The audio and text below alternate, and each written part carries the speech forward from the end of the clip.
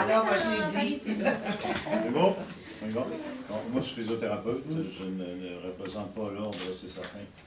Je vais parler en tant que clinicien et non pas en tant que position de l'ordre, puis de lien entre la médecine et la physiothérapie, etc. Ça serait, à mon sens, un autre niveau. Comme clinicien, il faut que je parle vite de ma carrière. Ça fait 40 ans que je corrige la posture. Et j'ai passé 35 ans dans les centres d'accueil personnes âgées à voir qu'est-ce qui apportait des défauts de posture. Vous avez des épaules enlaidies, des torsalgies, des lombalgies, des maux de tête à cause que le cou est raide. Des problèmes de genoux, des problèmes, etc. Tout ça peut se prévenir. Il y a 5 ans que j'ai développé un programme complet de posture. Il fonctionne très bien. On a même des parenthèses, des régressions d'arthrose. C'est peu croyable qu'on ne l'a jamais dit à des médecins parce que je n'ai pas qu'il y ait mal au ventre. Il y a peu de préoccupations. La majorité des diagnostics se font sur des symptômes, sans examen. Mes patients arrivent, est-ce que quelqu'un t'a touché là? Non. Est-ce que quelqu'un t'a fait tel test? Non. 15 jours d'anti-inflammatoire, ça ne fonctionne pas, on va en physio. Bon, on est là pour aider aux médecins à préciser son diagnostic, et on le fait régulièrement. Moi, je pense que j'aimerais voir une sensibilité. J'ai été 5 ans consultant pour Kino Québec pour faire des choses sur la personne âgée, puis il est sorti de petits bouquins. Si jamais il y avait un groupe d'experts sur la posture pour avoir tous les avenants, est-ce que ça doit se travailler au cégep ou si ça doit se travailler au primaire, moi je pense partout. Est-ce qu'on pourrait demander aux médecins de faire quelques tests simples de faiblesse du ventre qui occasionnent 80% des maux de dos? Ça, c'est facile. Dans un examen clinique, on peut demander, informer les gens de faire chaque fois qu'on vous voit, on fait ça.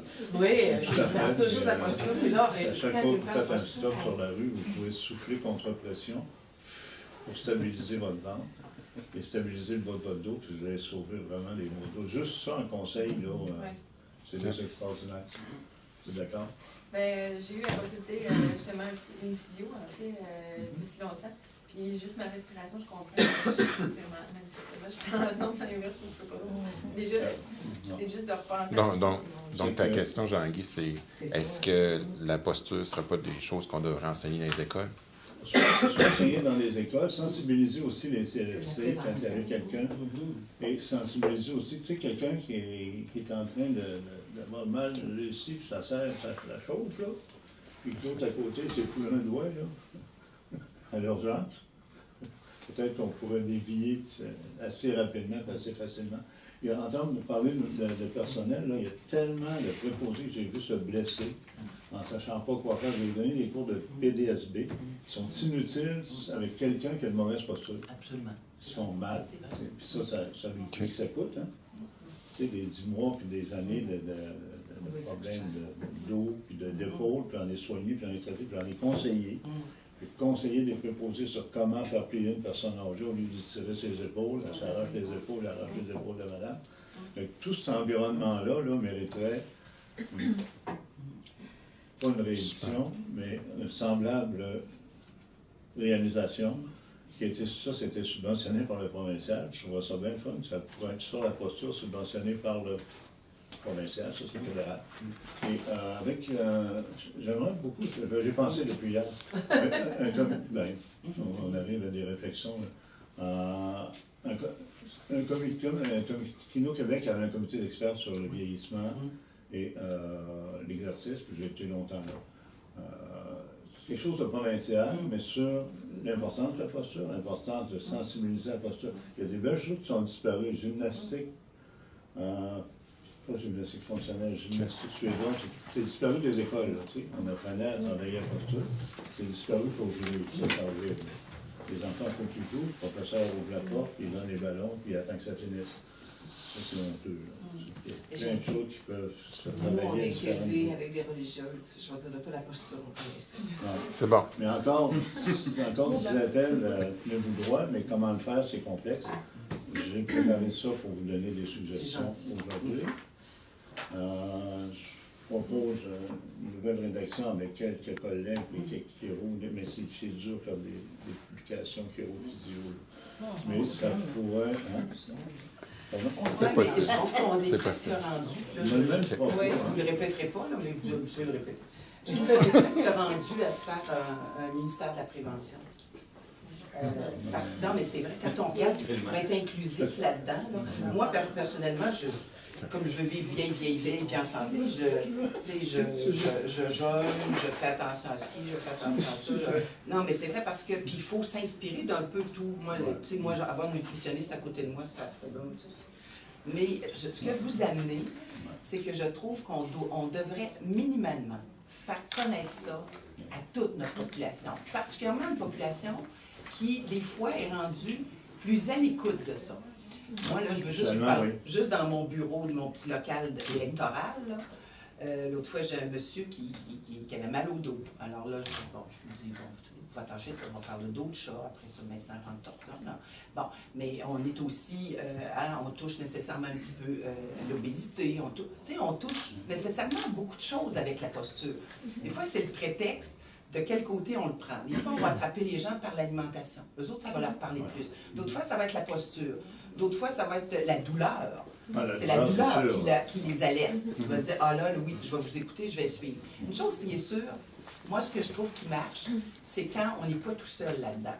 Alors, je trouve que, tu sais, d'avoir des bons coachs comme vous, et des fois, vous, d'aller mettre votre expertise dans des pamphlets, dans des salles d'attente de rhumatologie, dans les hôpitaux, tu sais. Non, mais c'est vrai. C'est gratuit, ça. Puis les gens, c'est du cherry picking, là. C'est-à-dire que tu sais qu'à un moment donné, il y a quelqu'un qui va lire ça. On fait la même chose avec nos organismes communautaires. Parce que l'humain, il faut qu'il soit prêt à entendre quelque chose. Sinon, je dis toujours, rappelez-moi votre nom. Ah, merci, Jean-Guy. Jean-Guy. Si vous préférez. Vous savez, Jean-Guy, les gens, comme je dis, puis je fais référence à votre livre, on sait tout, on a à peu près tout écrit. Mais c'est pas parce qu'on a écrit qu'on sait tout qu'on le fait. Sinon, il n'y aurait pas de fumeurs, sinon on serait tous slim, on ferait toute notre marche à tous les jours 20 minutes, notre 0,530, ça serait fait, puis on n'aurait même pas besoin d'être là. Presque pas. Fait qu'on peut peut-être passer à l'autre question. Merci, Jean-Guy. Tu sais, le grand P de prévention, c'est un P OK, on va passer à l'autre question parce que le temps passe, Jean-Guy. Le sous-ministre à la prévention. On écrit. C'est bon. Jean-Guy. C'est la prétention, oui. À la prétention. Regarde, Jean-Guy, peu importe ce qui m'arrive, on va venir vous voir. OK. On se créera un sous-ministère. Donc, Marie-Hélène, tu peux y aller avec ta question. Sérieux. C'est très bien. On ne dira pas sérieusement parce qu'on vous appelle. On a parlé beaucoup justement de collaboration, on a parlé aussi de créer des ponts, de faire les liens sociaux.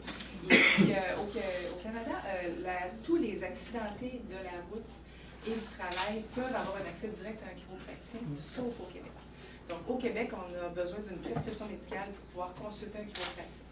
Dans l'optique où on sait que la recherche, la science nous le dit, plus la personne attend pour consulter, plus la réhabilitation va être longue. Alors, c'est sûr que dans le système actuel, où on a de la difficulté à avoir accès, même si on a un médecin de famille, on peut avoir de la difficulté à le voir de façon rapide, les chiropraticiens sont là, ne serait-ce que pour leurs propres patients, disant tu vas toujours traiter le coup, j'ai un accident d'auto, est-ce que tu peux le revérifier maintenant parce que tu connais bien mon dossier? Bien, là, on ne peut pas le faire avec un remboursement direct. C'est un dossier qu'on mène depuis de nombreuses et de nombreuses années.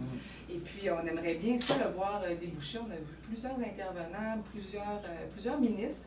Et puis, on voit qu'il y a un peu une dualité entre offrir de rembourser directement, de déléguer un peu plus ce type d'acte-là, versus, il y en a qui pensent qu'on va être sur l'assurance maladie quand on les rencontre au niveau des décideurs. Vous voulez être sur la RAMQ? Non, on veut pas être sur la RAMQ. Mais c'est vraiment d'avoir une ouverture à ces niveaux-là pour être capable de mieux servir la population et aussi désengorger les urgences. Les chiropraticiens, plusieurs ont une radiologie, une appareil de radiographie sur place, peuvent interpréter ces clichés-là. Donc, on désengorge, on laisse un petit peu de souffle en matière de neuromusculo-squelettique. Donc, ça, c'est un dossier qui nous tient vraiment à cœur en chiropratique. Puis on aimerait bien voir déboucher dans un avenir rapproché. Alors, quand vous serez au ministère, est-ce que vous avez une opinion, une ouverture par rapport à ça? C'est-à-dire que ça touche, moi j'appelle l'utilisation des savoirs et le décloisonnement. On va en venir souvent. C'est ça. Alors, la réponse n'est pas difficile, là, hein? Il faut s'entendre, puis il faut c'est pour ça que le forum touche aussi ces aspects-là.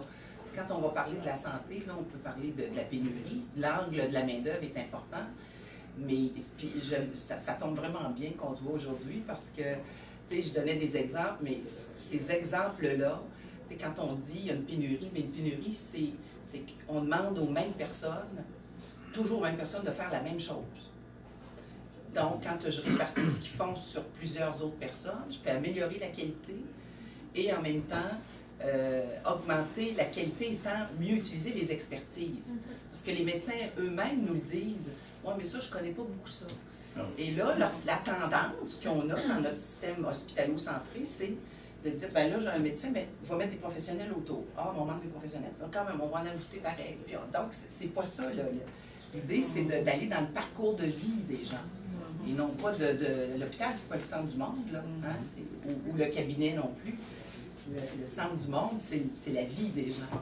Alors, c'est d'avoir le patient au milieu. Bien, C'est pour ça. Je pense que ça, vous avez beaucoup cette optique-là. Ben, je pense qu'on va y arriver si on fait tout le temps ça.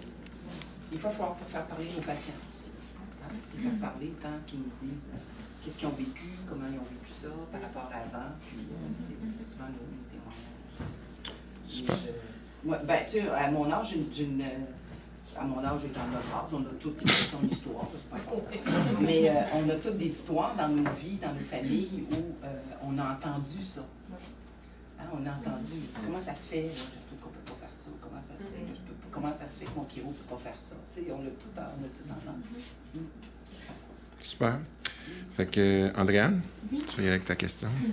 Moi, en fait, j'ai une question qui est suivie d'un exemple. J'ai adoré le préambule sur la prévention, le grand P. Puis, vous pouvez répondre en toute honnêteté. En fait, c'est que j'ai aucune idée si le problème est la clientèle ou si c'est parce qu'on ne veut pas nécessairement investir là-dedans. Mais j'étais curieuse, en fait, de savoir pourquoi on dépense autant en curatif puis qu'on investit si peu en prévention. Puis c'est sûr qu'en étant nutritionniste, la prévention touche beaucoup, mais c'est en travaillant en interdisciplinarité, on travaille énormément justement sur le côté prévention de la chose. Puis l'exemple que je souhaite mettre de l'avant pour illustrer mes propos, actuellement je travaille dans le développement, pour le développement d'une clinique de gestion d'obésité. On travaille avec médecins, infirmières, psycho-éducateurs, psychologues, travailleurs sociaux, nutritionnistes, kinésiologues, aucun problème. Puis ce programme-là, actuellement, on est obligé de le faire au privé parce qu'actuellement, au public, on n'a pas moyen d'avoir tous ces intervenants-là autour de la table parce qu'entre autres, au niveau de la nutrition, quelqu'un qui souffre d'obésité mais qui n'a pas encore de maladie chronique reliée à cette obésité-là n'est pas prioritaire. Alors, je me dis, on attend que cette personne-là développe une maladie chronique quelconque pour enfin être vue au moins par la nutritionniste. Alors que oui, la nutrition est importante, mais aussi le lien à la nourriture, est-ce qu'il y a de l'hyperphagie au dossier, l'activité physique, tout ce monde-là serait si important dans le volet prévention de cette pathologie-là. Là, je fais référence à celle-là, mais il y en a plusieurs autres. Donc, est-ce nous, en tant qu'individus, qui ne sommes pas prêts à se faire dire « agissons en prévention » ou bien on n'a pas, ou bien c'est au niveau du gouvernement qu'on n'a pas suffisamment de moyens pour investir un peu plus en prévention, moins en curatif. Bref, voilà ma grosse question. C'est une question existentielle. Je pense que c'est une question profondément humaine et existentielle. Quand vous allez voir un film, puis vous allez voir un film sur la prévention, je ne sais pas si vous allez pleurer ou rire. Si vous allez voir qu'un enfant meurt du cancer, vous allez nécessairement pleurer. Et probablement qu'on va réussir à vous faire rire. On est les humains, on est comme ça. Il faut prendre conscience de notre humanité puis de notre difficulté comme humains à anticiper le pire. Parce qu'on vit beaucoup dans le présent. Les humains, on vit dans le présent. Puis, dans une campagne électorale, ce qui est encore plus porteur, c'est qu'on règle des problèmes. Puis, si possible, plus on fait les manchettes, plus ils sont importants. Ça ne veut pas dire qu'ils le sont. Mais plus on fait les manchettes, plus on... Donc, on a une vision un peu... je dirais, étriquée de la réalité. Mais je pense que la solution de la prévention va être dans des stratégies, diverses mesures.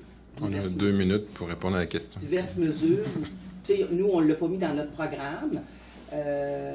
on l'a pas mis dans le programme parce qu'on ne peut pas tout mettre dans un programme, mais quand on regarde ce qui s'est déjà fait, on ne part pas de zéro, de faire de la publicité sur l'activité physique. On sait que ça aide. Là-dedans, on a réussi à réduire le tabagisme. Il faut mieux travailler avec nos directions de santé publique, l'INSPQ et l'INES. Ça, c'est des grands, où on a de la donnée, où on peut.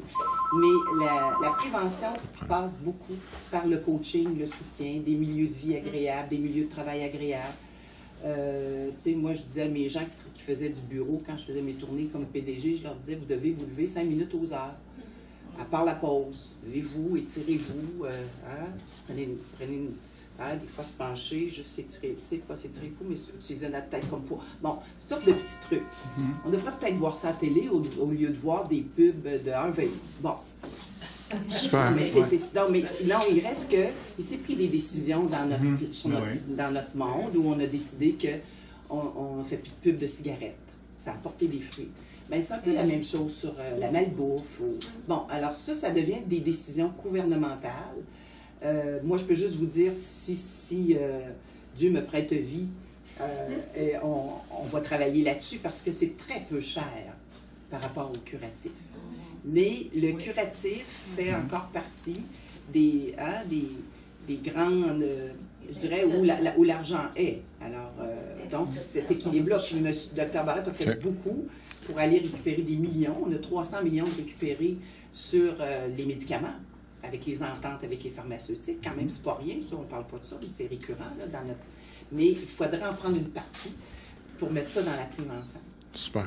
C'est ça qu'il faudrait. Fait que là, on n'a plus de... On a malheureusement plus de temps.